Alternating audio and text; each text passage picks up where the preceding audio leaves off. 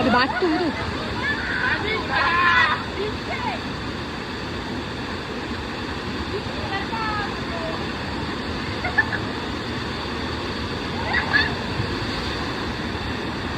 Allah! Besar betul cerita-cerita tu kan?